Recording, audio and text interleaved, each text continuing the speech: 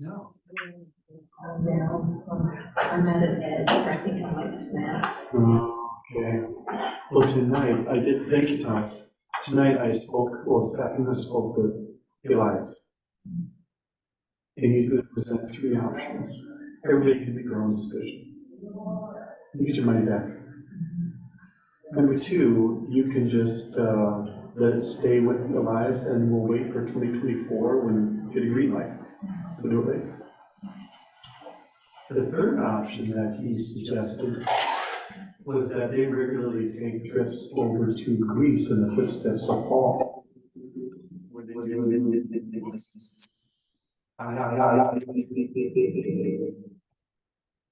Ow, it sounds really well.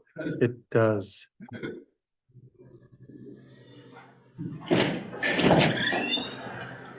That was me. Okay. So we would go to Athens and Corinth and Thessaloniki and get on a cruise and go through the Greek islands and go to Patmos and do some hallucination there if we want to. Revelation. I don't know what hallucination, huh? You lost me with hallucination. Well, Patmos where John wrote Revelation. Okay. What does it have to do with hallucination? All those visions that he Oh, had. okay. Yeah. Sorry, There's a mushroom field right outside that cave he was in. okay. And then we go over to Ephesus, So is anything in Italy or is it just No. Greece? Okay. Greece, and Turkey. Greece and Turkey? Well, Ephesus is in Turkey. Is it on the Mediterranean? So are you getting there by boat or you? Yeah, So, it would be like 3 or 4 day cruise as part of the, which is really cool. And the sea is that turquoise blue. The temperature is like low 70s. and that I've time never of year. been to that part of the world. I've always, Greece and maybe Italy have been on my bucket list, but Been there 3 times and. to Greece? And yeah. So you've been on this one. So is this one you and Gretchen are considering taking and maybe 10? Oh, he said we need 25. He had 25 of the 45 that wanted to, same time, same price, same everything else. We just go to Greece instead of the Holy Land. But you get 25 off. That would be great. Yeah, But you had that look on your. we don't have to make a decision Pastor tonight. Ryan, you're looking for Pastor Scott. I have to walk outside to look for our speaker. That sounds pretty attractive to me. Oh, there you are. Hey there, Noah? All right, thank you. Come on You in. know what? Come on in. I hope that. All right. Hey, how are you? Good, how are Welcome, you? welcome. Well, Noah, this is our setup. So we have you up here, we got you in front of Zoom. Perfect. And so we've got you, and then we also have our tour guide. Okay. Our tour guide is gonna, he's in Greece right now, so he'll be joining us. I'm trying to help you. Midnight or something. Yeah, At that point. past midnight. Past midnight. Yeah, I think there's 7. So he'll join us to talk about I set a table with you. our trip is gonna start November 7th, Thomas, at town. Yeah. Okay. Our group is also planning the November trip. Okay, I gave him an update. It's okay. I know you're talking about. You just got It's that all right. 3 weeks ago? I'm here, I'm trying to look out for you and take care of you. Our trees are good. He is It's a hard. Palestinian Would we still? Lutheran Christian. Yeah, of course. That grew up with The us. same Wow. complaint to before. So he'll have certain, We're a month out. Yeah. So those are things we have to, Yeah.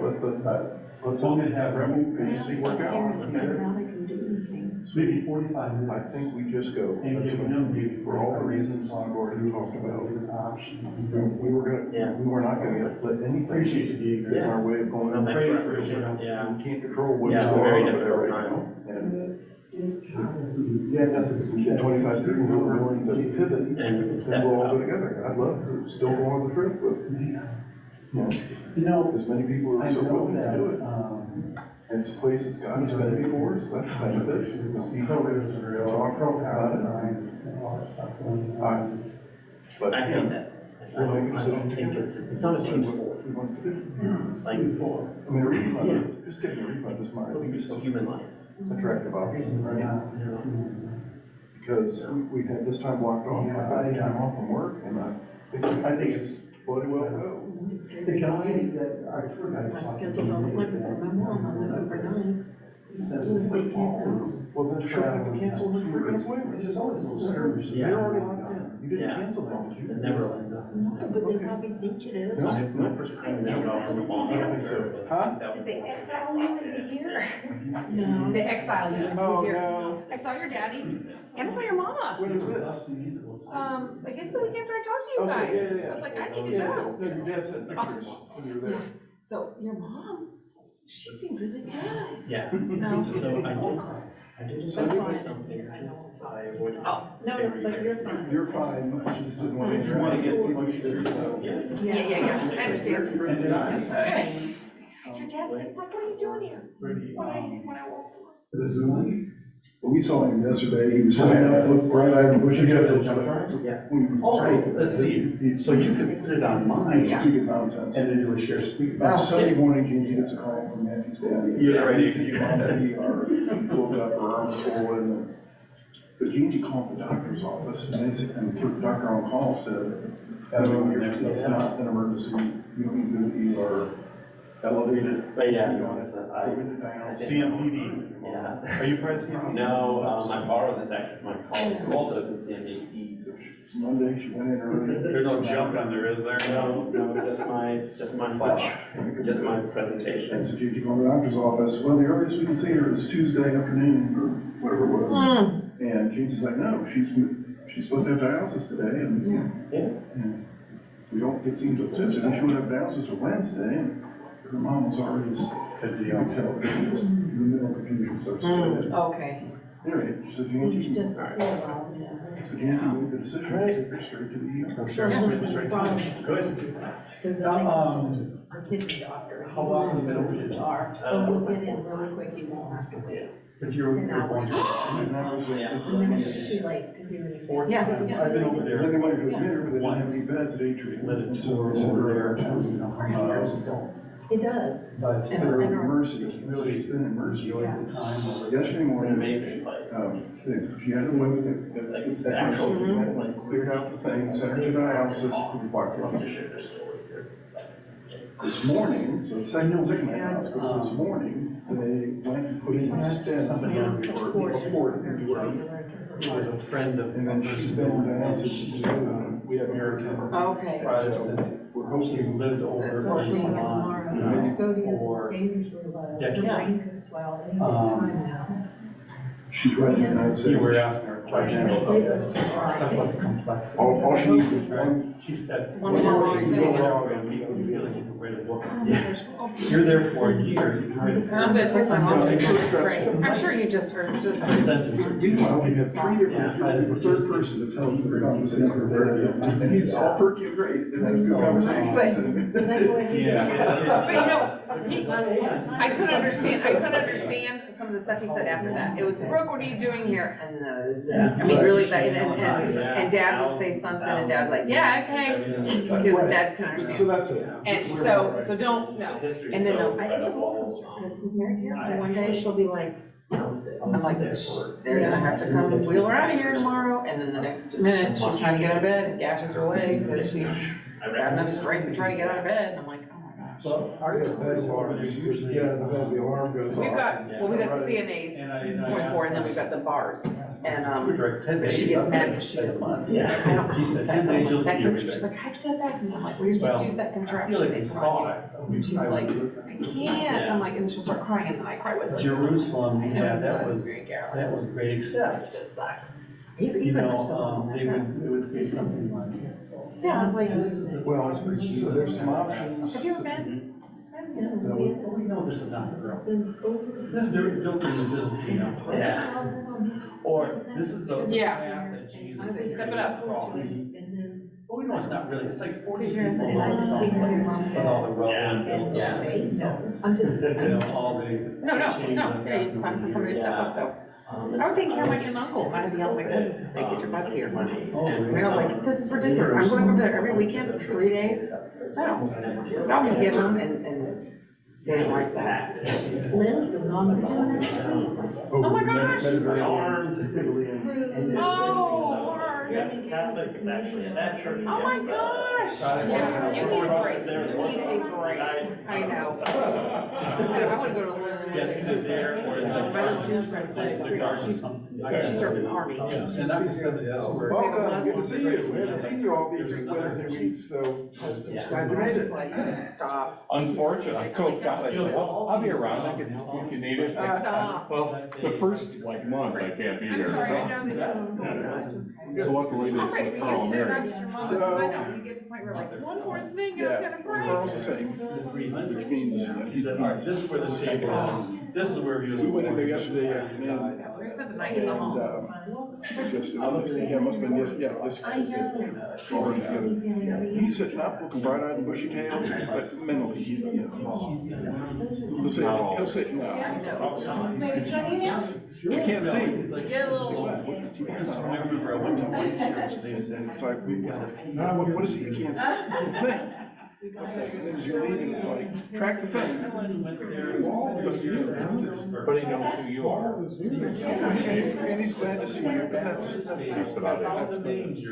Sunday morning, in case you get a call, you need to take your mom to the ER. Or no, Her arm is swollen and, But that's nice stories. I had too many terrible experiences in the ER. She calls the doctor, always gets the doctor on call. He's like, so describe what's going on. And he's like, no, you're right, just elevate it, keep heat on it, go into dialysis shower. Let's just, get through the day.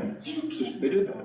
She went in dialysis hour early Monday morning, thing was blocked. So you worked there? Dialysis.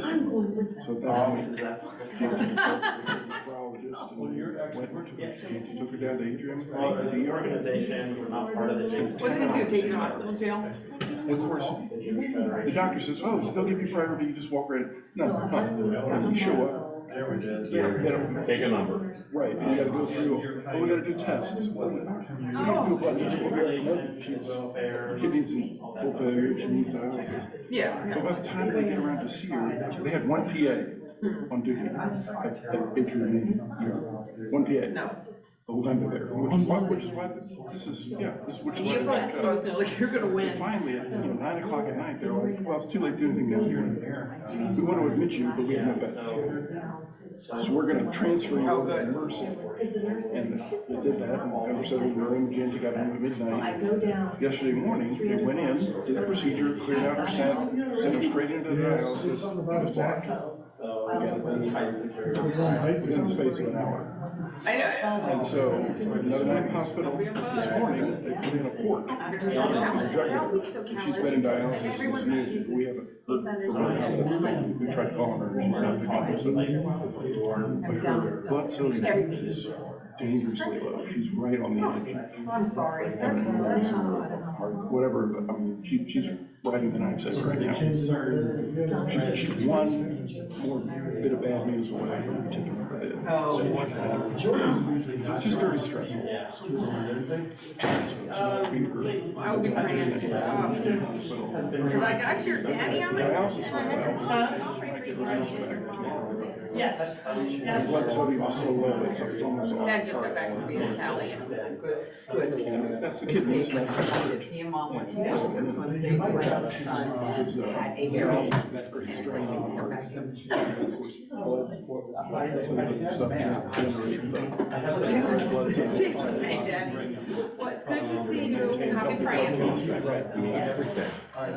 riding the night edge. Sunday she was well enough, we were able to take her out to lunch, after church. She was okay. Should 12 hours in the ER will do that to you. And then you add on top of that, for a year, I've been looking forward to this trip. It's one thing to get me out of town, actually. It's actually been 15 months since all this started. We have to pack them up and move them from the independent living systems. The last 15 months, we've been on. We barely, it's the another weekend. one. Yeah, Oh, so they it's might probably be got more able to. updates. I have one trip. Custodian's going. But I think we would pivot and go to Greece. Yeah. Hey. Footsteps of Paul. That's all. She's got it. This is an option, so. So see there. It's 25 people to sign up. But you guys Gordon, I'm sorry. First time here.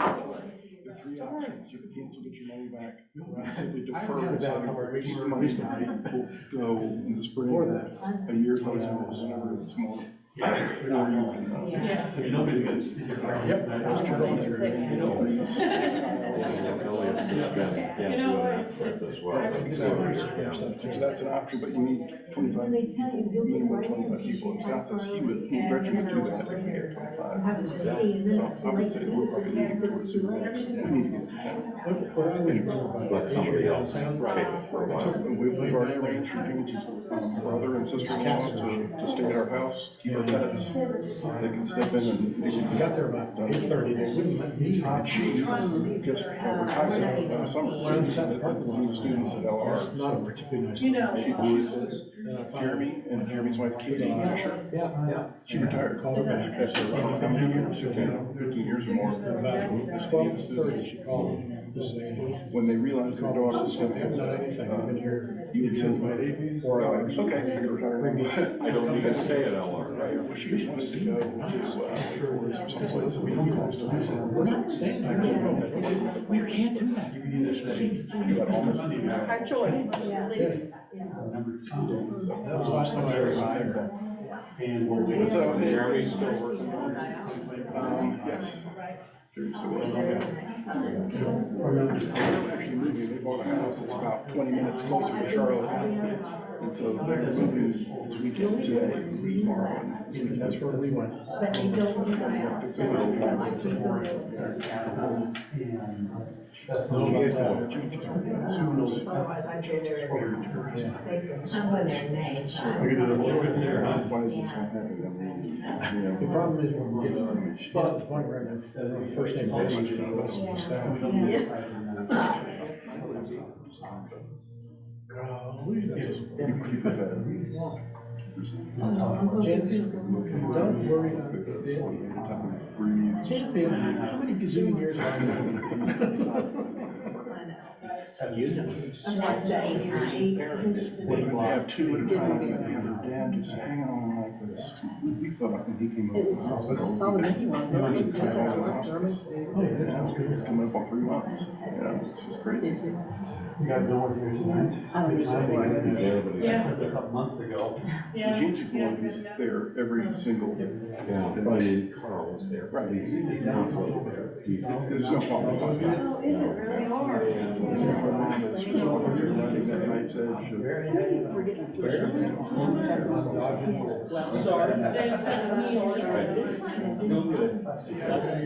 Still have, I'm missing.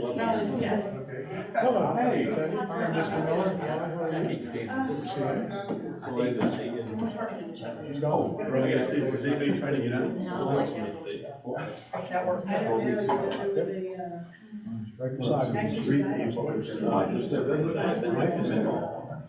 Now, can I tell a story? Please, but I'm really glad you enjoyed this.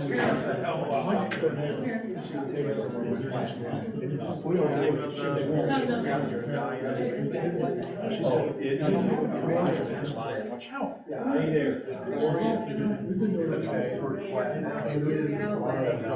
Might be taking a nap. About 4 weeks, no matter what, I have a volunteer. Okay. Hey there. Kathy, come tonight, these come together, aren't you guys? Front of your front door. And it was She said, I'm gonna sit there, and my husband's coming, but he's gonna help out. He said, He's gonna have some extra. I didn't read it that way. I did, she did. About 4 weeks.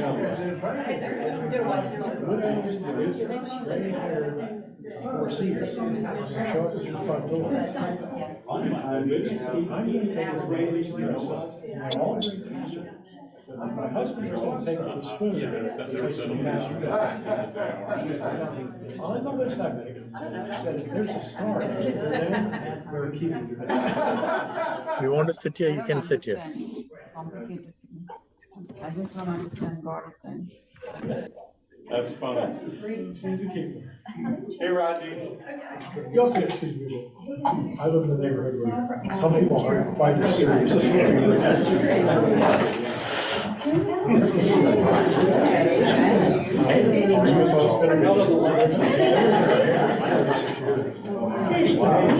Nice to see you.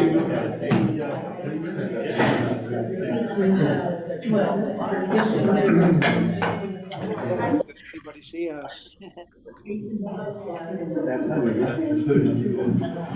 How many years have we tried to do this? Probably 5 now.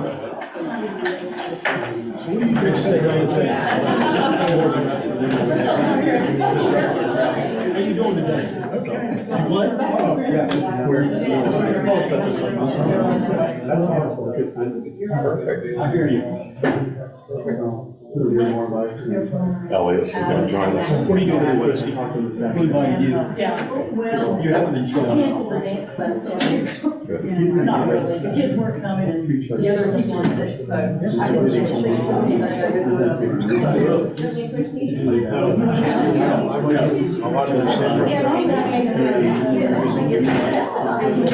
Trust me, nobody wants to see me dance. Nobody. Three-year-olds want to see me dance. We're waiting for hours.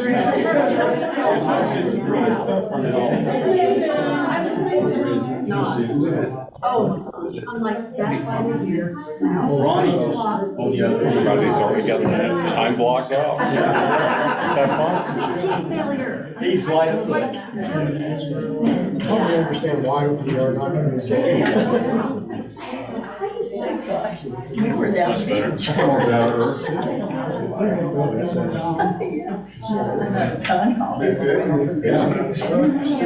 airport for your trip, are you? No, we're thinking the babies. Yeah. Is the world coming to an end? Pretty much. Depends on where you live. You gotta come back here. All right, they're all coming on now at 6 o'clock. And we have just as many here in the room too. So we've got another, yeah, you can wave to them all. Here they are. There you go.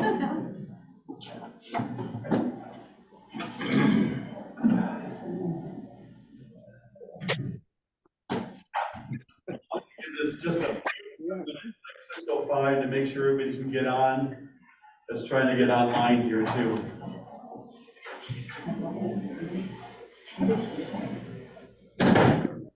Get Lynn on there too. Scott, we can see you, we can hear you, but we don't see ourselves, except on your screen.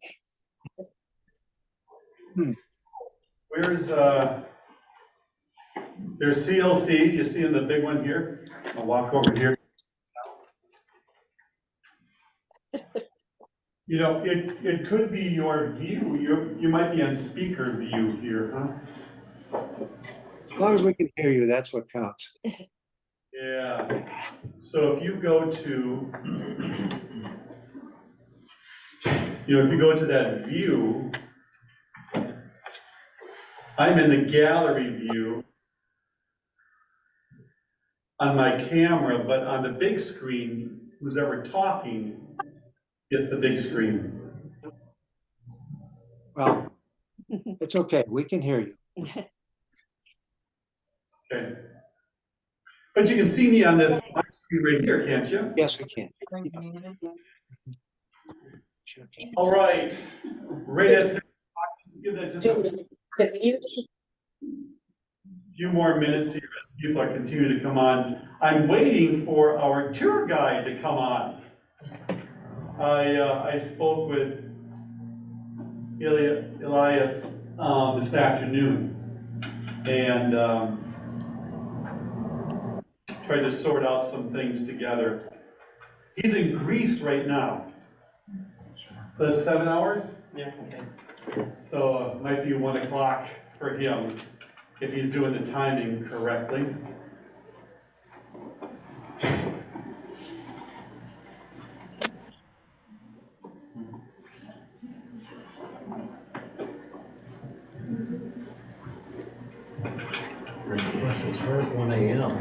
He's probably taking a little snooze. Maybe a little snoozing. Maybe I should text him, huh? Yeah. Could have taken a snooze that wasn't playing. It's your wake-up call. Oops, I got a missed call here. I wonder if that's potential spam. I hope that's it. All right. What is his number? There it is.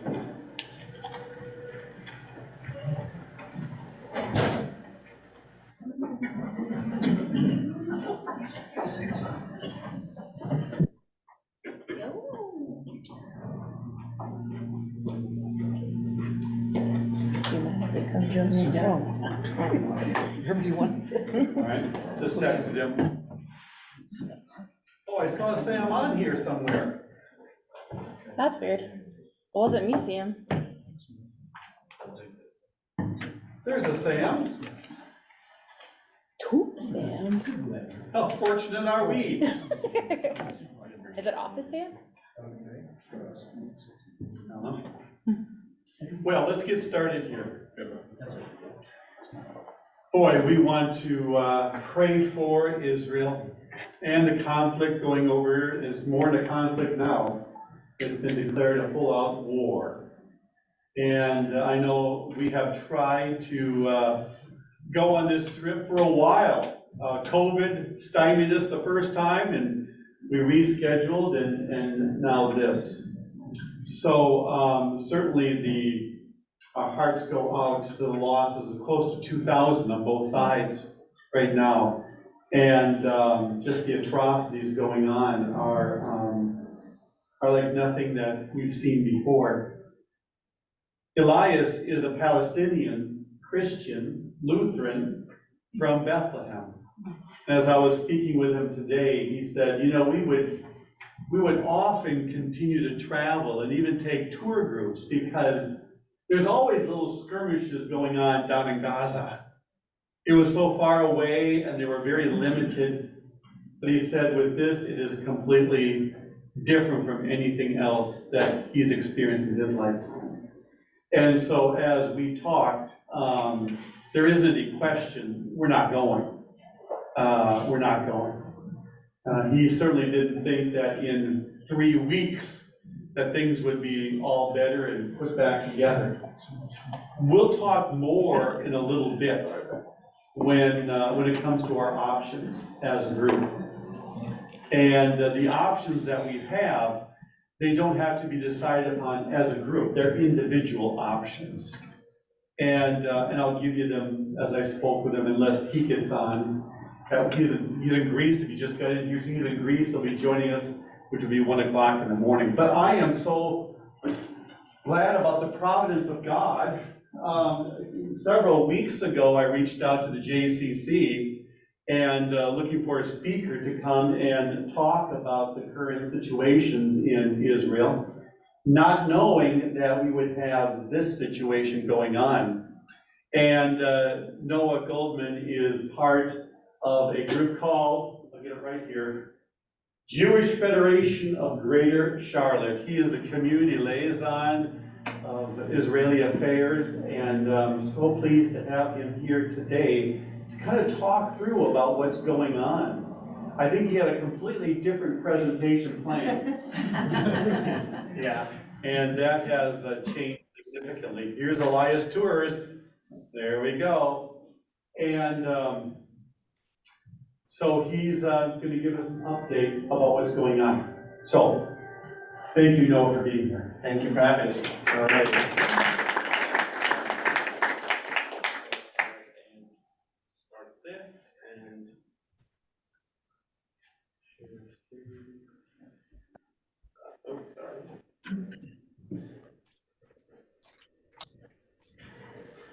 There's always got to be a Zoom difficulty, right? Even 3 years later. Okay.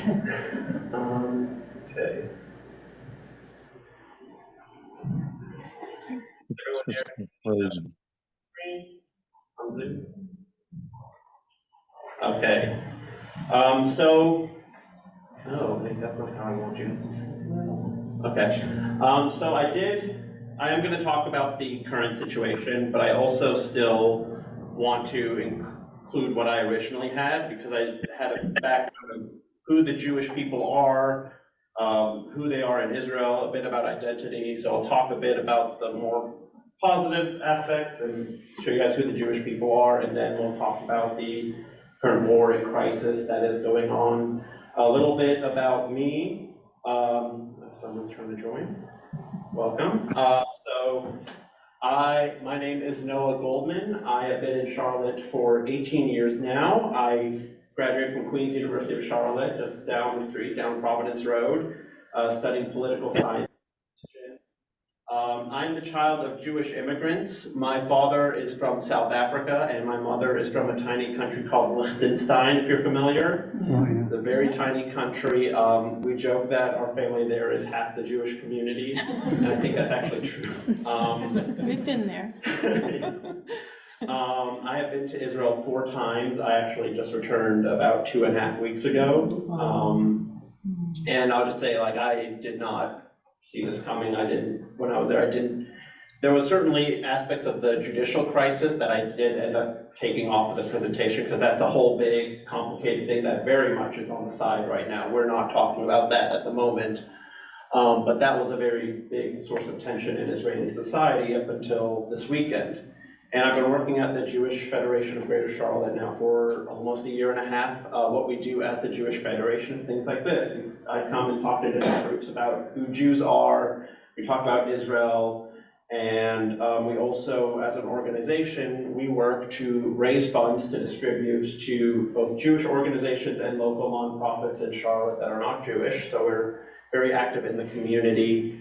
And it is a great pleasure to be with you guys this evening. I'll also say that at the end you can ask me any question, no questions off limits. We're going to talk about very complicated subjects, and so I just want to put it out there that you can ask me anything. So who are the Jewish people? So one of the earliest references of it in the Hebrew Bible is not referred to as Jews. That doesn't appear until the book of Esther. Prior to that, it was first referred to as the nation of the children of Israel. The Jewish people are not just a religion, they are a nation. There's a national component to our identity, religious component, ethical components, and such. So you'll find in Israel, as we go deeper into it, it's not so much about religion. For a lot of people it is, but you can be a Jewish person and an atheist, and you're still a Jew. Whereas in other traditions, you can't be, I don't know, can you be a Christian and an atheist? Probably not. Probably not. Can you be a Muslim and an atheist? Probably not. But you can, like in our tradition, you don't lose your Jewish identity just because you don't believe in God. And, but the vast majority of Jews do believe in God in some way, shape, or form. So identities of Israel today. So in religious terms, which isn't necessarily the best way to put it, there's 4 categories, and I'll talk about the 5th one there. So there's secular. Secular does not necessarily mean atheist. It just means they're less traditional, and they'll come to like high holiday services, but they try to live a normal modern life. Then there's traditional, where they'll still have some emphasis on religion and tradition, and they'll pray, but they don't make such a big deal about it. And then there's the religious people who are very religious and very much believe in the 5 books of Moses and the Hebrew Bible and such. And then there's what are called Haredi Jews, which in English they call them ultra-Orthodox. I don't necessarily like saying that so much, but and there's a lot of different subgroups in that, but those are the 4 main categories. And then in Israel, 20% of Israel's population are Arabs, Arab citizens of Israel. So I just included here like different pictures. So when you do eventually go to Israel, and one of my favorite things to do when I'm there is just go to an outdoor cafe and people watch. And you'll see people in different wear, different colors, different backgrounds, and it's just really amazing to see. Israel is a very diverse place, and you'll see people of very different backgrounds. So there are different diasporic backgrounds. So when the state of Israel was founded in 1948, you saw different groups of Jewish people from all across the world, and they came with their traditions. So there's really, there's so many categories, I don't want to overcomplicate it, but there's kind of what 4 main ones. So there's what are called Ashkenazi Jews, and this is more of like, I guess, an ethnic background, I should add, and cultural. Those are the Jews who, in the more diasporic times, were from Europe. They were living in Europe. Sephardic Jews, sorry?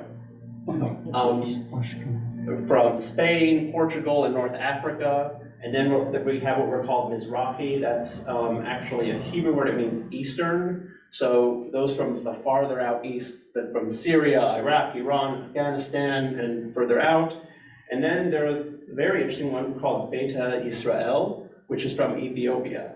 So Ethiopia also has had a long ancient Jewish community there. And over the last few years, especially now, there's a civil war in Ethiopia. More and more were looking to flee to Israel. I also want to point out, sometimes when I talk to people, they don't realize how small Israel is on a map. If you look at this map, you don't see the words Israel on it because it's so small. It is, it's right here, this little strip right here. It's a very, very small country. Why aren't we seeing this? So I want to go a little bit about demographics. I got this from the Israeli Central Bureau of Statistics. So I'm separating it to some extent between what we call, we'll say, mainland Israel, which is this area, and then the West Bank. And the state of Israel and the international community and the Palestinians divide these lines very differently. So the numbers change depending on who you ask, but these are kind of the general numbers. So Israel this year was supposed to reach nearly 10 million people. A bit over 7 million of them are Jews, and about 2 million are Arabs, and about 500,000 others. In the West Bank, there's about 3.1 million people. Approximately, now it's about 500,000, maybe more, are Jews who are living in the West Bank. According to international law, those are not recognized. According to Israeli law, some of them are, some of them aren't. It's very complicated. We can get into that if you want to. Very divisive issue, but those are generally the numbers. And now I thought, since I'm speaking to a Christian group, I'll talk about Israel's Christian population. So as of Christmas last year, there's approximately 182,000 Christians that live inside Israel. They comprise just under 2% of Israel's population, and it's growing. It's a slowly but surely growing population. About 3/4 of Christians in Israel are Arab Christians, but Arab Christians approximate just under 7% of the Arab population in Israel. Most Arab Christians live in the northern part. That's where Nazareth is, Haifa. That's where the majority of Arab Israeli Christians live. 39% of non-Arab Christians will live more in the center. That's Tel Aviv. That's Jerusalem, probably not as much. And then in the north, such as Nazareth and Haifa. And the places with the largest Arab Christian populations, shocker, Nazareth, with about 21,000, followed by Haifa, not far away, Jerusalem, and then Shfaram, which is which is an Arab Israeli city in the north. So now that's kind of like the background of Israel, and I'm going to talk about the current operation that's going on in Israel. Some of these images will be disturbing, but I didn't pick super graphic ones because I don't want anyone to run away. But if you feel like you need to step out, I understand. So as of Saturday, last week, Hamas launched an attack on Israel. They burst through the fence, and the state of Israel declared war. And the other thing that happened was they did this on a Jewish holiday. It was called Simchat Torah. It's when, so Jews have the Torah, the 5 books of Moses, and every week they read a section of it. And then on Simchat Torah, we conclude it. It's actually, Simchat Torah literally means the joy of Torah. It's a big celebration, a lot of dancing, a lot of celebration, and that was shattered by the war. So this was how it started. So then they burst through. Here, you'll see there's rockets. So Israel has what's called the Iron Dome missile defense system. And how that works is there's this software it uses where it calculates or tries to calculate where rockets will land. And so they will shoot down a rocket with another rocket. That's basically how it works. Down here was one of the sites that would become one of the worst massacres I ever heard of. It was called the Nova Music Festival. It was just 3 miles outside of the Gaza Strip.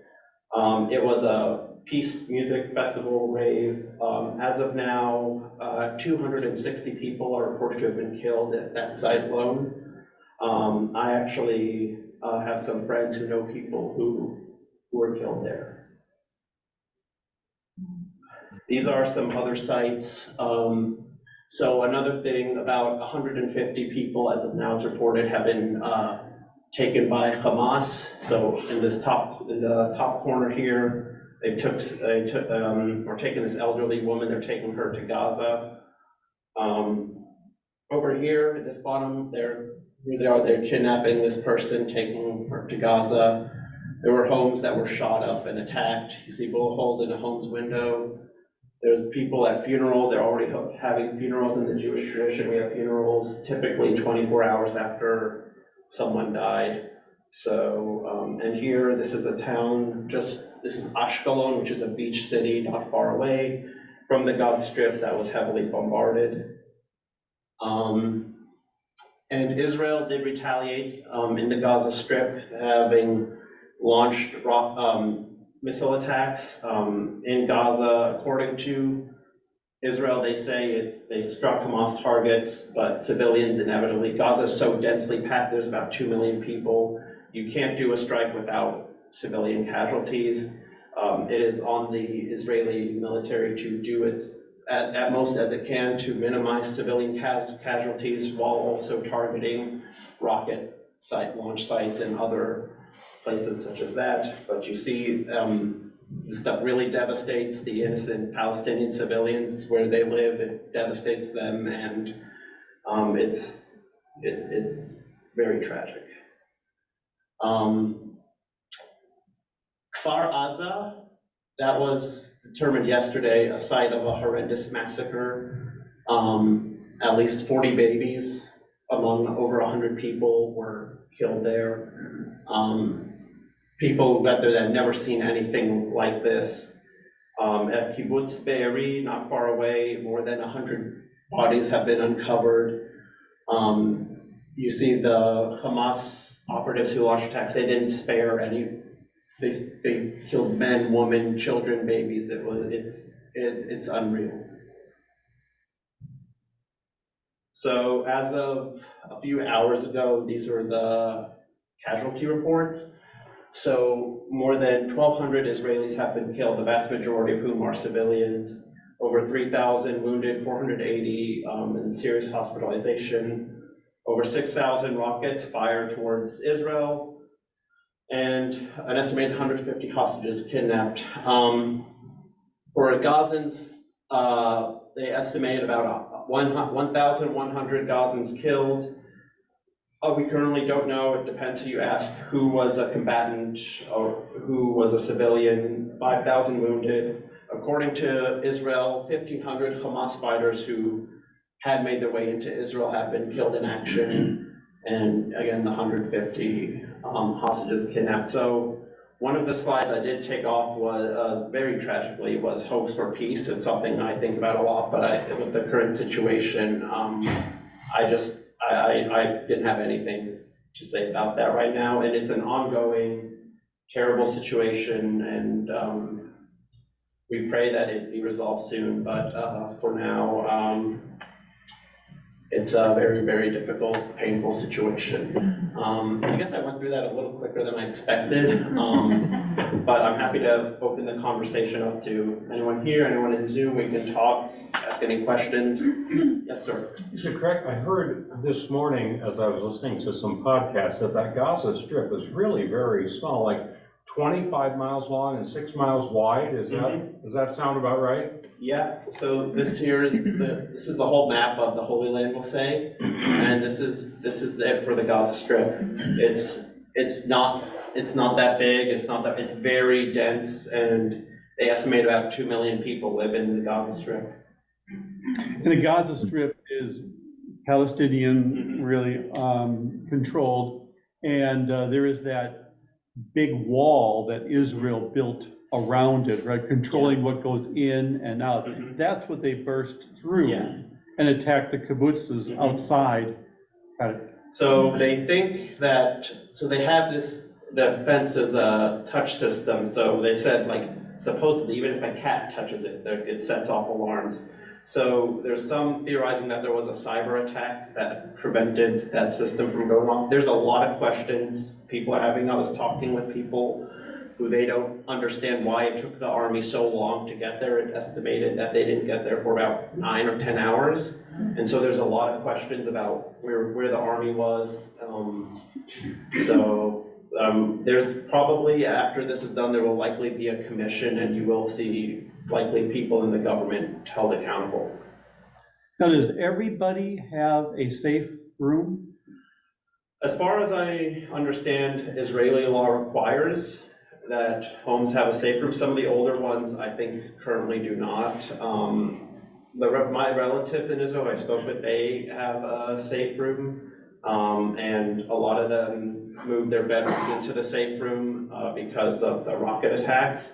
One of the other things that happened was that in some of the areas that Hamas operatives attacked around the Gaza Strip, was the civilians tried to lock themselves in the safe room, and for when Hamas operatives couldn't get in, they set the building on fire. And so one of the things I didn't show because it was too horrendous was they uncovered a lot of charred bodies from people who were alive.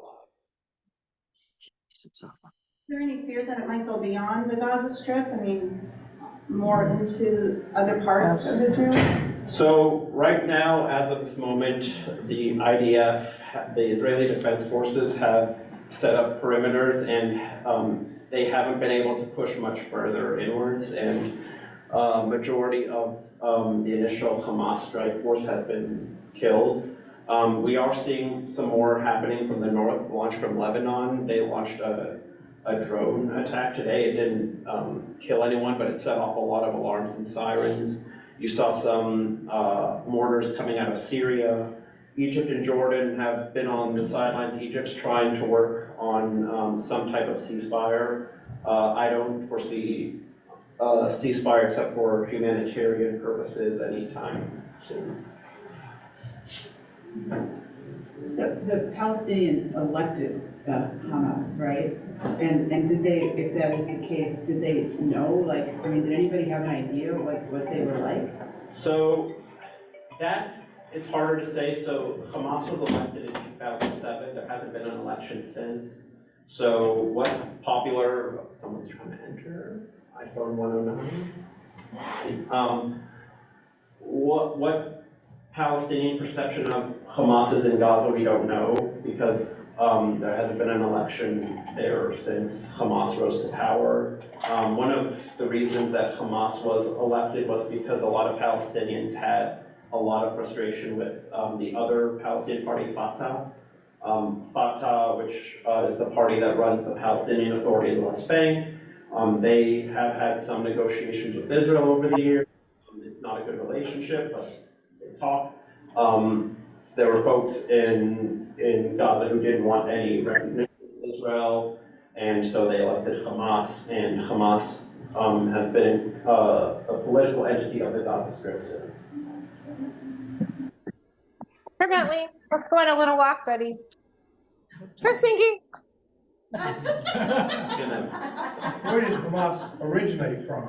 So Hamas originated from the Gaza Strip. It's a shoot-off of the Muslim Brotherhood, which is in Egypt, and I believe it was founded in 1987 as a group to resist Israel. In their original charter, they called that there should be no Israel from the Mediterranean River to the from the Mediterranean Sea to the Jordan River. They were against any Jews living within the land. And since 87, they've been an enemy of Israel.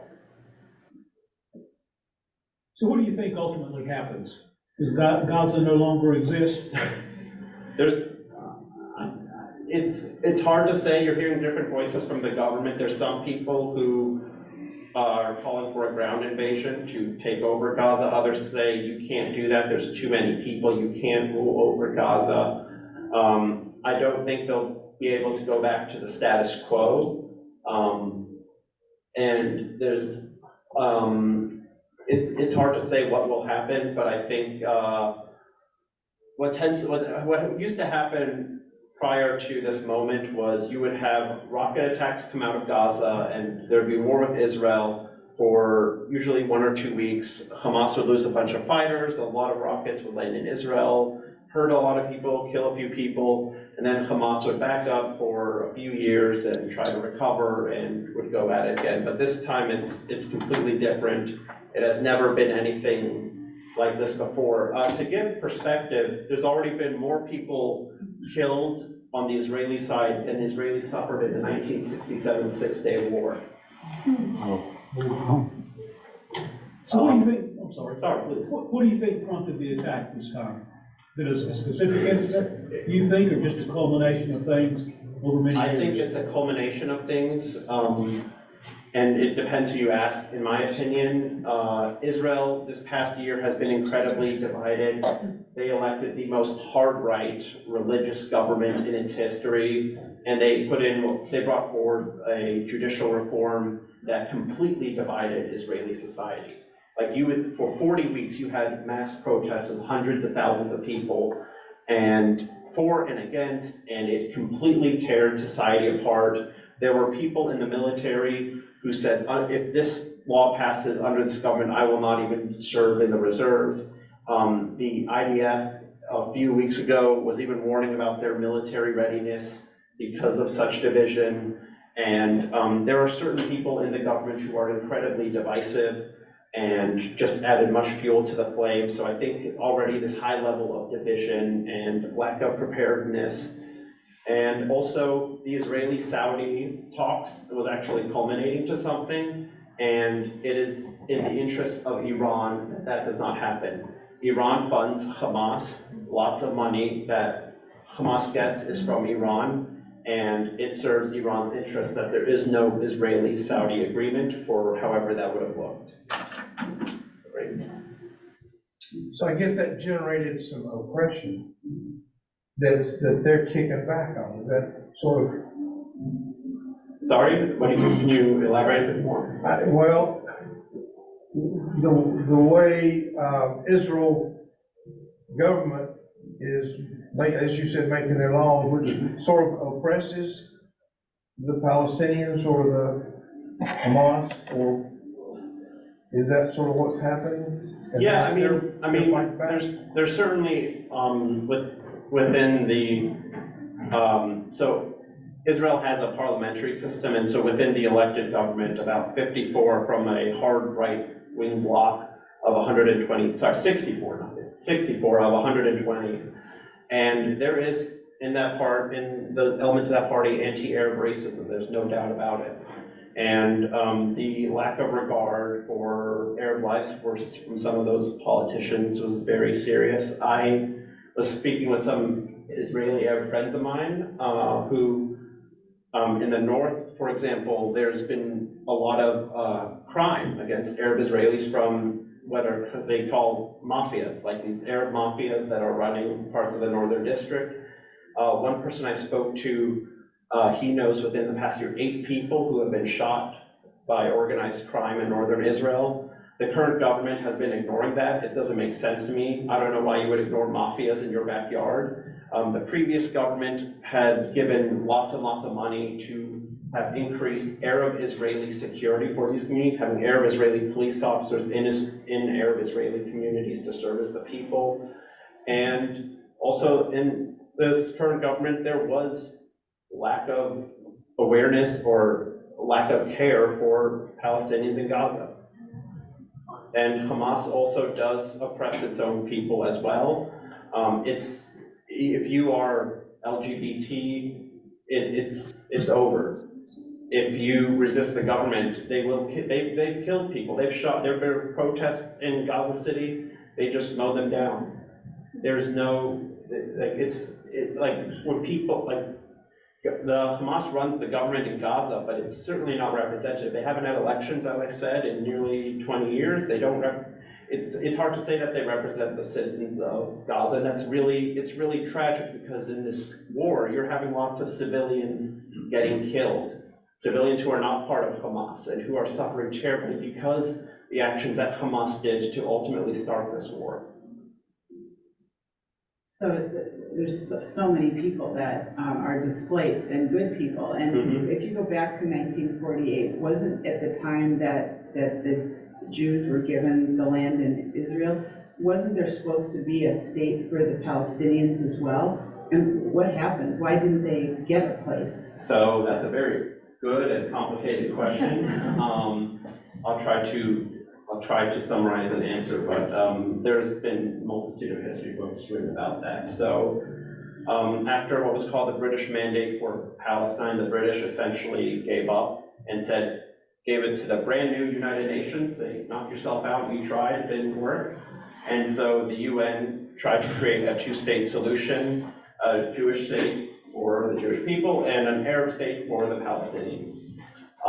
The Jewish people accepted the plan, the Arabs did not, and there was a war that broke out for Israelis. It's called the War of Independence. For Palestinians, they now call it Al-Nakba, which means the tragedy, because they ultimately lost the war. And you had multitudes of populations that were displaced. Some fled because of the war, some were expelled, and other variety of things happened. It's, again, a very complicated story as to what happened.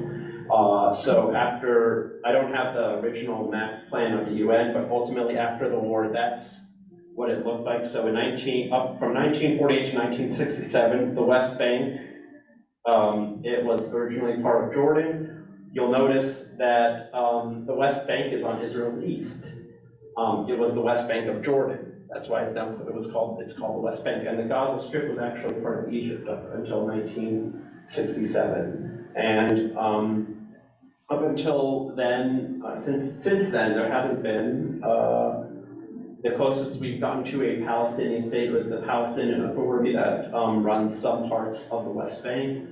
And with these moments, we are nowhere near there being a Palestinian state at this time. What is Jerusalem considered? Jerusalem depends who you ask.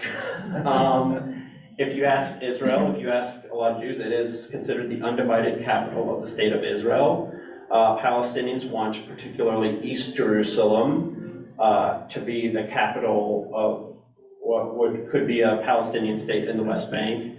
The tensions around that is the thing that's in East Jerusalem is the holy city, the actual 1 mile block of the holy city of Jerusalem. That's where the Wailing Wall is. That's where the Temple Mount is. That's where the Church of the Holy Sepulchre is. That is where the Dome of the Rock is. And so there's a lot of religious tension around that as to who controls it. There's been some talks about, like, what if we divide it this way, then it could work that way and stuff, but as of now, it is considered the capital of Israel. Multi-question, question. Me and my water. The Gaza Strip, now a population of roughly 2 million. Yes. And what percentage would call themselves Hamas? Do they consider themselves Palestinians, or are they completely separate? And of the Palestinian population, what portion of that 2 million feels that they are hostages to Hamas and are completely unsupported? One other part of that, one other question, that 2 million now, when the Gaza Strip was formed, what was the population? Has that grown? great questions, and the answer is we don't know. We don't know what percentage, at least as far as I know, there might be some polls, but we don't know what percentage of Gazans do support Hamas. Again, Hamas is kind of the governing body over the Gaza Strip. They haven't had elections. You aren't allowed to resist them. And so the amount of Palestinians who do actively support Hamas, I don't know. I can't tell you. I hope it's not a majority. I don't know. And I don't actually know what the population was when Egypt controlled it. That's a very good question. Now, the Gazans can't leave the Gaza Strip, can they? So some can. Israel prior to like 3 weeks ago, they gave out work permits. So there are Gazans who do go from Gaza into Israel to do work. A couple 100,000 do have jobs in Israel. One of the big problems when war and conflict breaks out is those walls close. A lot of them will lose their jobs or lose their permits. So they can go for work, although not at the moment, but they, for the most part, can't leave the Gaza Strip. So you'll see here, Israel controls this barrier and Egypt controls this barrier called the Rafah crossing. And at this point, neither Israel nor Egypt will let anyone out. Israel has some form of a blockade around Gaza. And so that's correct, they can't leave Gaza. And that, I mean, if we had a Gazan here, they would say that's probably the source of the tension. Yeah. We've been penned in right here, right? And you could say some Israelis would say the blockade is there because of all the rockets and weapons that come out. I don't know where all the rockets come from. Like if you have a blockade, how all these thousands of rockets get in if they're produced. From the water, right? From the Mediterranean. The blockade covers, I don't know. That's beyond me. I don't do Mossad or anything like that. Yeah, it's true. The blockade is a source of tension for Palestinians in Gaza and Palestinians and their supporters outside of it. Isn't the blockade in the sea as well? Yes. Was that in place before Netanyahu, or is it? Before Netanyahu, since 2007, I believe. Sorry, do you have a question? Yeah, did they cut off all their sources of power and everything? At this point, yeah. So how long can they last? Probably not very long. So now there's like virtually no power or fuel in Gaza or fresh water. It's like I said, if there's going to be a ceasefire in the coming days, it's going to be for humanitarian purposes, most likely. But Egypt, I mean, isn't there world pressure on Egypt to help now? I mean, I can't believe that they're just sitting there keeping their border locked. They're involved in ceasefire talks, but that's, as far as I know, that's mostly their involvement. Yes, I was kind of going to ask the same question. What's the relationship between the Egyptians and the Gazans? That's also not a great relationship. So Egypt also provides no aid and also does not allow Gazans to enter Egypt. Over the years, there have been skirmishes and fights between the Egyptian military and Hamas on the Egyptian border. And often Egypt will also conduct its own operations in Gaza as well. So nobody really wants them there. What's their claim to the land? They're Palestinians. Is it some ancestral thing? Ancestral, cultural, religious. I mean, for a long time there have been people living in the Gaza Strip. For years there were Jewish people who lived in the Gaza Strip. Since Israel dismantled in 2005, the only Jews that live in Gaza Strip are prisoners of war. It was Egyptian to 1967. From 48 to 67, yeah. I want to change directions a little bit, if I may. You mentioned about Hezbollah at the north. Yeah. How about the West Bank? How about Syria? And what's Jordan going to do? So Jordan is I haven't heard much come out of Jordan these past few days. In the West Bank, there have been some fighting between Israelis and Palestinians, not so much. One of the critiques that people are having of the government is that right prior to the invasion, from the attack from Hamas, a large percentage of Israeli security was in the West Bank. Again, for these towns and communities, a number of which are deemed illegal under international law. And so they had all these security in the West Bank when the vulnerable part was clearly in the south from the Gaza Strip. So there hasn't been so many casualties between Israelis and Palestinians in the West Bank as of this point. And I think that's probably due to just the high presence of security there. And I think the Palestinian Authority doesn't want any, I mean, the president of the Palestinian Authority, his name is Mahmoud Abbas, and he kind of came out in support of Hamas, but he hasn't ordered any like pro-Hamas attacks or anything like that. So he's sympathetic, Yeah, but he's not willing to lose his position. yeah. And in Syria, still has its own big, terrible problems it's dealing with. There's been some mortar attacks from Syria, not so much. And you're seeing a bit more come from Lebanon. I will also point out, I don't know if you had a chance to watch Joe Biden's speech the other day. It was about 10 minutes. If you get a chance, you should give it a listen. I'll say I've spoken to some Israeli friends and relatives, and even some who are more conservative. They were deeply moved by Joe Biden's speech, in which he said, for all other parties who are interested in getting involved, I have one word for you: don't. And so we'll see what that entails. They've already dropped off arms and supplies for the Israelis. They brought in a warship as a show of strength. And so we'll see what that all entails in the days to come. Sir? I wonder if you might speak about Iran. We know that Israel and Iran there's no loss between them. No. There's speculation that Iran has helped Hamas with the whole planning and financing and arming for this attack. But it's not proven so far, as I Wall Street understand Journal. it. But wonder if you might talk about that Israel-Iran relationship a little bit. Yeah, so a lot of people actually don't know this, but prior to the Islamic Revolution of 1979, Israel and Iran actually had relations. And I know one man, he said he lost it, he should have kept it. He had a plane ticket that went from Tel Aviv to Tehran, which now is unthinkable. After the 1979 revolution, Iran turned very much against Israel, and they have been very hostile to each other ever since.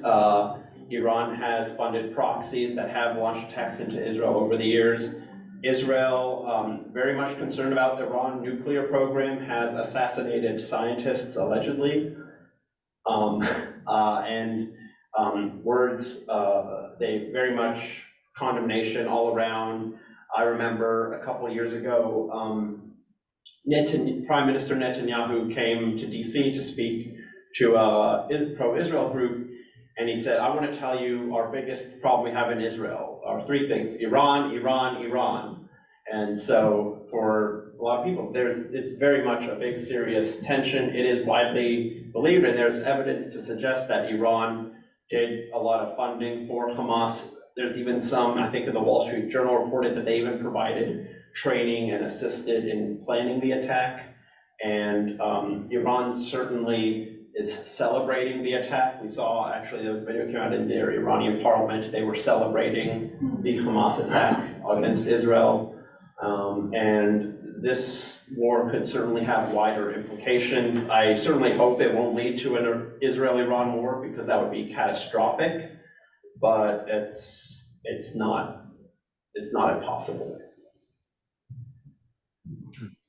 Is there one leader of the Hamas? I mean, you say it's an election. Yeah, so the leader of Hamas. I believe his name is Ismail Haniyeh. He does not live in Gaza. I think he lives in a nice luxury apartment in Qatar.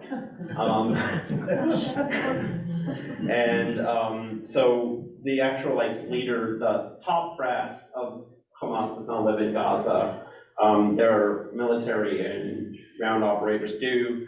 And so he kind of calls the shots for them, but there's no consequences personally for any of this. You know,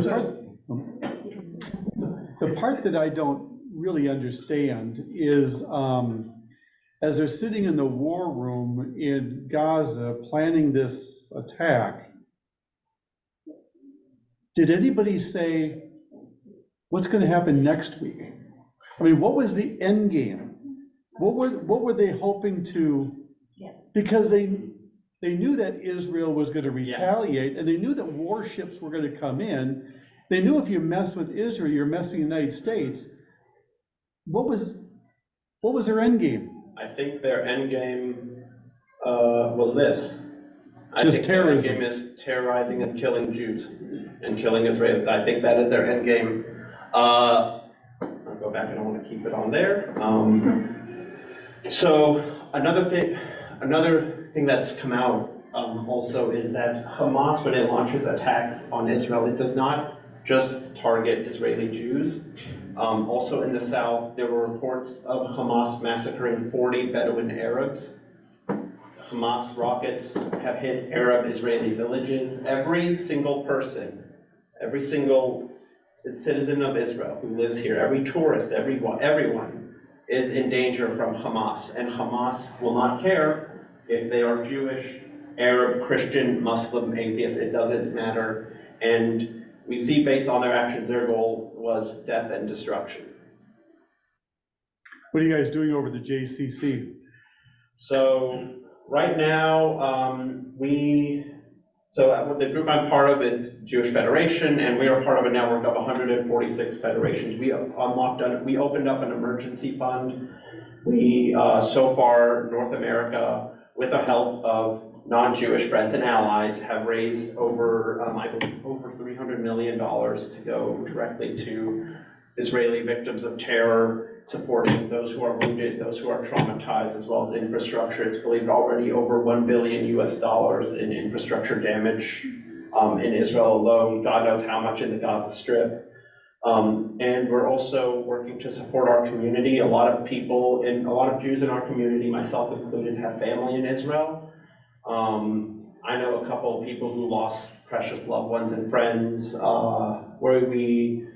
I'm working with 2 therapists here in Charlotte who speak Hebrew. We are starting a therapy group for those who need it. Also, unfortunately, we have to step up security at our institutions. One of the leaders of Hamas called for in his words, a global jihad, where he's calling on Muslims, and the vast majority of Muslims are very good people. I want to emphasize that. Right. The vast majority will not do this, but he called for a global jihad to target Jews, whether they are in Israel or outside of Israel. And so you're going to see a lot of institutions stepping up the security. Our institution has stepped up security. It's single entrance and a number of other security measures. And so, but we also have to support our community, and we are doing different things relating to that. Why do you think the U.S. State Department has not declared a full travel ban for Israel? That's a very good question.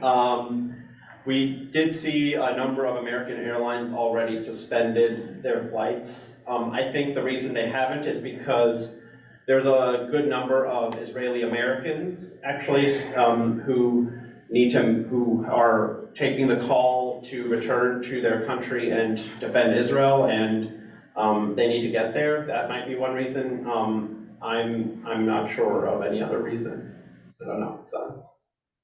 Did you say that Israel had already sealed off the border all the way around? So they, for the most part, sealed it off. The vast majority of the Hamas terrorists who infiltrated have been killed. But they're still looking to see if there's any in hiding. There's still a lot of rockets coming in, and attempts at infiltrations. They've seen even today, even though it's nothing like it was when it first started, there's still active attempts at infiltrations. And they have evacuated, for the most part, communities that are within vicinity of the Gaza Strip. So how are they getting food and supplies? Into Gaza? Yeah. They're not. They're not. Oh, my goodness. How long can they last? Well, that's the other, one of the major tragedies, not just like the loss of life, but for your average like Gazan citizen, they are going to suffer tremendously. They didn't get to vote for this. They had no say in this. An organization, a terrorist organization, launched this attack, and they did not care that your average Palestinian in Gaza is going to suffer tremendously for this, whether it be from retaliatory Israeli Air Force strikes to lack of food, water, and medicine. And we're already seeing the damage and repercussions of that, and may it end soon. May this war end soon. A mess. Is there anybody online that had a question? I think they just had one. They did. He answered it.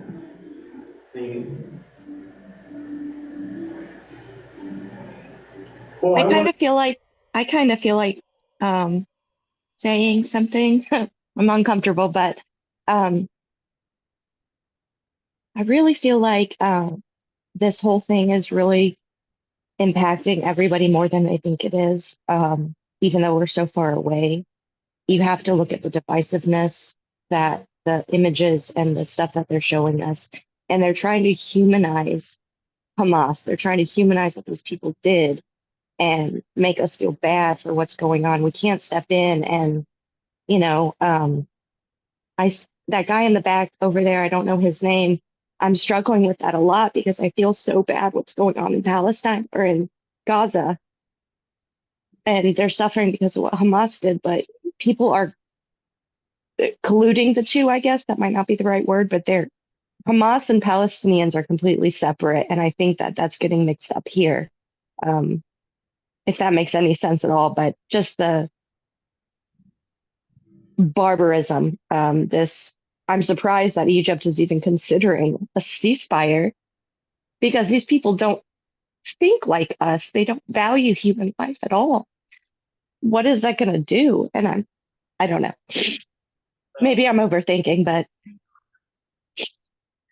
A lot of people are thinking and saying what you're saying and feeling. I always want to make clear, and I will make it clear right here, I do not consider this a war between Israel and Palestine. I do not consider this a war between Jew and Muslim. I consider this a war between Israel and Hamas. I cannot believe that Hamas represents Palestinians adequately. I cannot believe that. I do not believe that. And that we must work very hard not to conflate the two between Hamas and your unarmed civilian of Gaza who has dreams and aspirations just like everyone else. And we have to always take a step back and work hard on not dehumanizing other people. So we have to always be careful of that. But also, we must, in the strongest of terms, condemn Hamas for what they have done and what they are doing. One thing I pointed out to a lot of people that they don't know is that there hasn't been, in such a short time, this amount of Jews killed since the Holocaust. I think this is going to be one of the worst tragedies in Israeli history. The big wars we heard about, Yom Kippur War, the 6-Day War, this is a greater tragedy in human life than that. The Yom Kippur War, someone pointed out to me, about 2,000 people died. Do you know how many Israeli civilians died in the Yom Kippur War? 0. They were all military fatalities. They are all human lives value, but despite the failures of the Israeli intelligence 50 years ago, they did the job to protect citizens. The vast majority of Israelis killed were civilians. This is a tragedy beyond comprehension, and I don't think words can describe it. But even with that, we have to hold out our humanity and not demonize people who are not responsible for this. There are organizations and people responsible for this, but not people who happen to share an identity with those people. That's a good point. I want to give, want to ask Noah to hang out here, but I want to give our tour director, Elias, enough time to be able to talk about our tour coming up and the options that we have. So, Elias, are you still on? There you are. Hello, everyone. Hello. Now, you're in Greece right now, aren't you? Yes, talking to you from Greece. We have three tours in Greece, and one of them is your neighbor, Christ Episcopal Church. Oh, really? Okay. Yeah. Well, what are you hearing from over there that might be any different than we've heard? And what can you say about our tour? Certainly our tour is not going to happen, right? Yes, that's correct. First, yeah, just talking with my family and friends and people in the ground. What's going to happen in the next days or weeks is gonna be horrific for almost everybody there. It's gonna affect even the people live in the West Bank. Yes, they're talking about, somebody mentioned the Egyptians. Yeah, the Egyptian usually are the first one, the Egyptian and Qatar.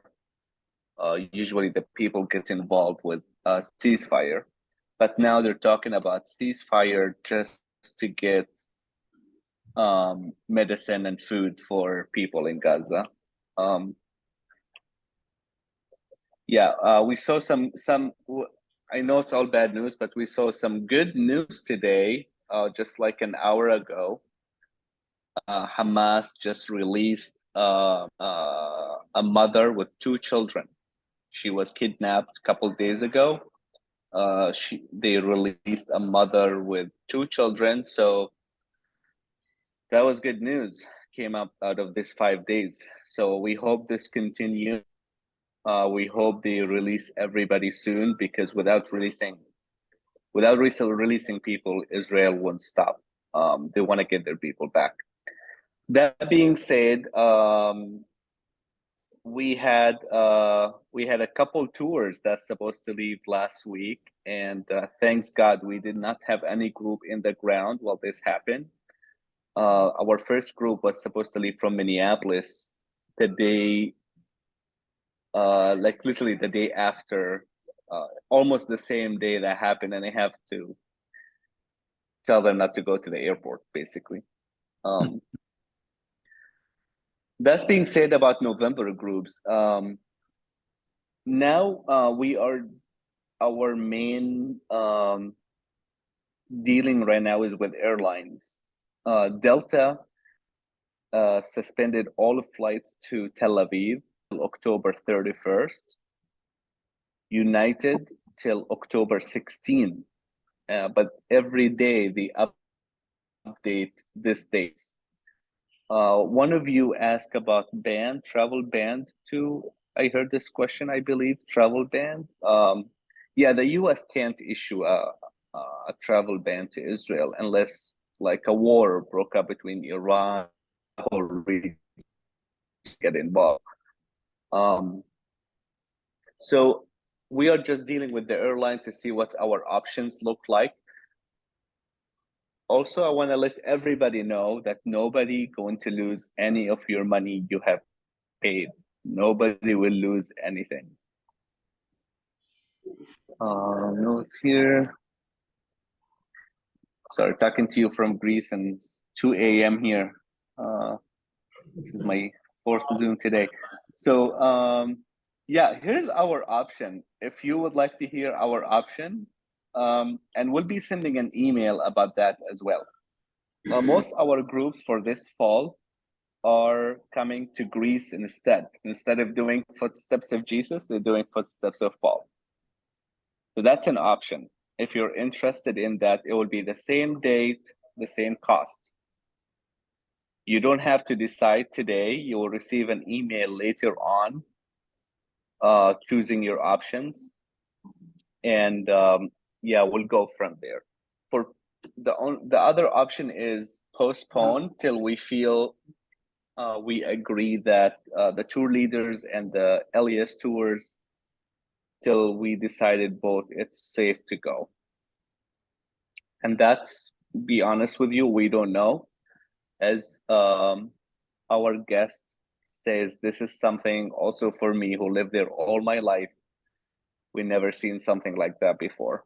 If this was just like another Israel, Gaza rockets firing things, I will tell you, even that's totally fine, because we see this like every year, even like twice a year. But this time they got in, they took hostage, they kidnapped people. It's doesn't look gonna end anytime soon, unless miracle happened. Option number two is postpone till we feel it's safe. Your money will be the same. The cost of the trip will be the same. Option 3 is a refund. When it comes to the refund, just 2 things we're waiting to hear from is the hotels and the airline. Either the airline will refund or give a credit, e-credit.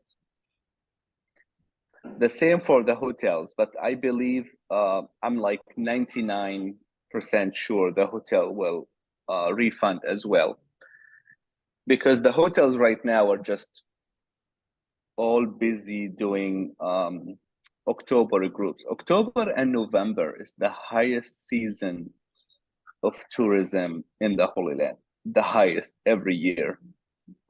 Usually like this October and November, it was not even one single room available in the whole city of Bethlehem and Jerusalem for a hotel. Not a single room available. We were breaking the record of tourism, especially Americans. Mary and Joseph had that same problem. You know, So this is our option. If you're, I am in Greece now, as I said, we do Steps of Paul tour. LES Tour's been doing Footsteps of Paul since 2018, actually, because we have pastors who've gone to the Holy Land a couple of times. They want to do something different, Steps of Paul. You don't have to decide today what you would like to do. We will be sending you an email. And if you choose to go in the Steps of Paul, we will send you all the information you need about the tour, itinerary. Basically, it's the same packing list for the Holy Land. Steps of Paul tour is include 3 nights cruise, 3 or 4 nights of cruise. You'll be visiting some of the Greek islands, including Patmos, where Saint John lived. All right, so Elias, we got 3 options. One is to just get your money back, get a refund. Number 2, just leave it with you until we get a green light from you and State Department or anybody else that says travel is safe once again. Nobody knows what time that would be. Or the third one, same time block, same price. We do the Footsteps of Paul, which would include, I think you and I talked, Athens, Corinth, Thessaloniki, and we would take the cruise through the Greek Isles and end up in Ephesus, where Paul also was there as well. Is that right?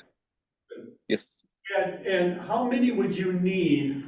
Now, first of all, I want everybody to know that these 3 options are individual choices. We don't have to agree as a block. Right. These are individual choices. And how many would you need from this group? to make the Greece trip work if we were to go as a group?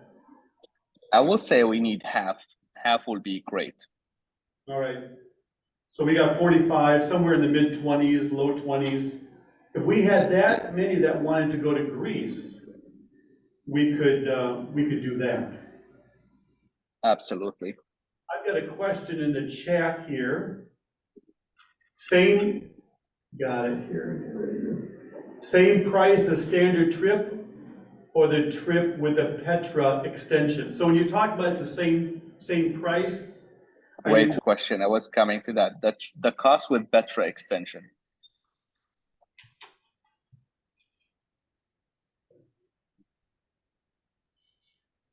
So you're going to send everybody an email that outlines these three options, and then we can talk amongst yourselves and figure that out. And if there's enough that want to go to Greece, would certainly be interested in being a part of that group as well. Absolutely. And we'll be holding another meeting for the people who chose to go to Greece, just to walk through logistics and details. Any questions you have for him? Yeah, what about the duration of the Greece trip? Yep. That's something we're still working on. We will have more answer about that tomorrow. I'm having with our staff here in Greece. We have an office in Athens as well. Most likely will be the same date with Jordan days. Okay. It might be 1 day less. It depends about the cruise. We're working with the cruise now, because with the cruise there is 4 nights and a 3 nights cruise. So we're just seeing which one is available after we know the final number of how many people are going. So maybe 13-ish days, huh? Yeah, 12, 13-ish, yeah. God, I have a question. Can you hear me? Yes. Yes, Jim. It's for Elias or you or whoever. The insurance was quite expensive because of our age and where we were going. And everything else is under the Elias umbrella, the hotels and whatnot. But I'm not sure how it's awfully difficult to get your money back from an insurance company. Especially since a no travel ban has not been issued, et cetera, et cetera. So I'm very curious about that.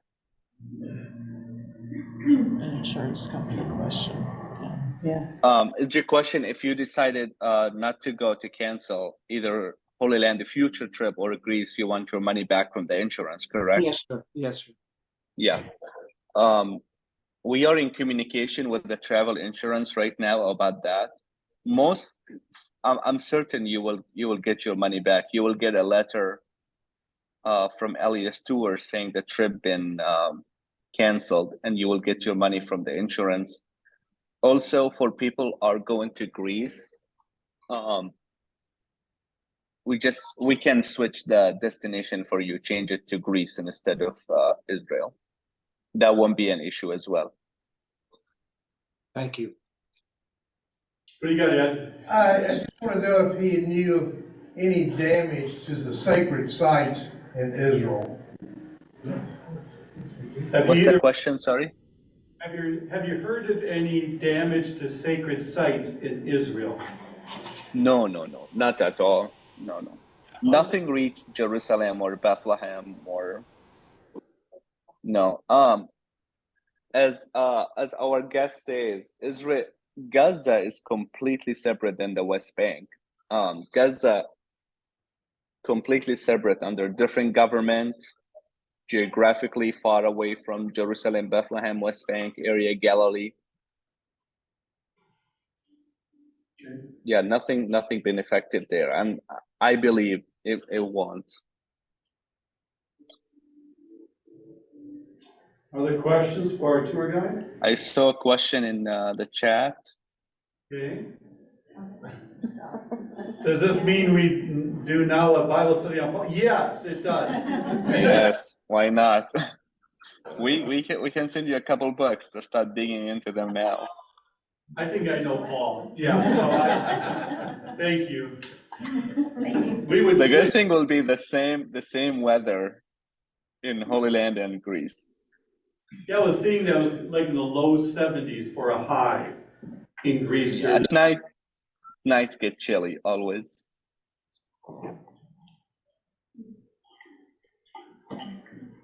Which area has better wine, Israel or Greece? Have better what? Wine. Let's say Greece. If you talk about olive oil, I will say Israel. We have the best olive oil. Here they drink wine like water, nonstop.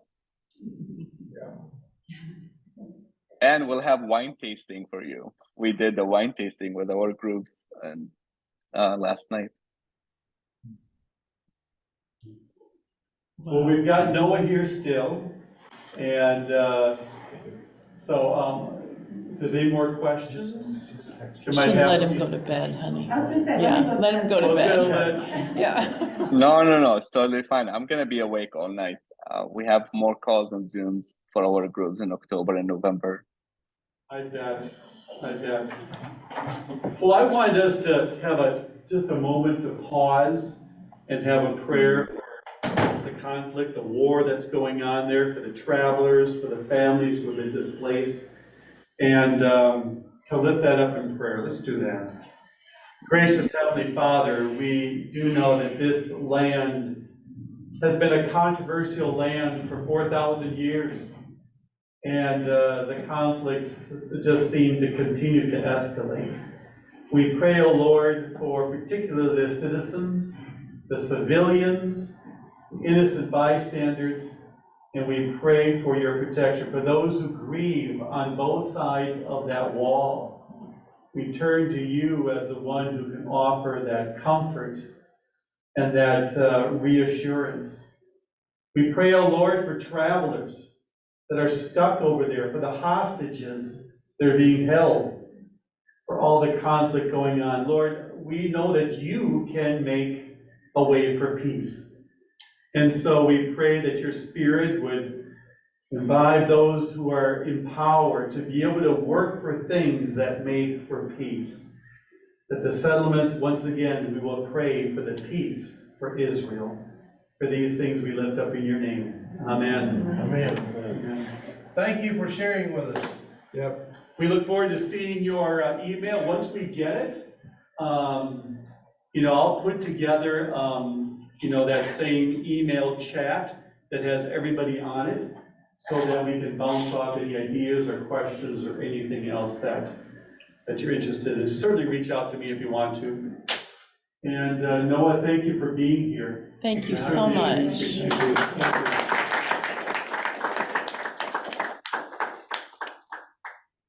All right, thank you for joining us online, and we'll figure out the next steps together. Thank you, buddy.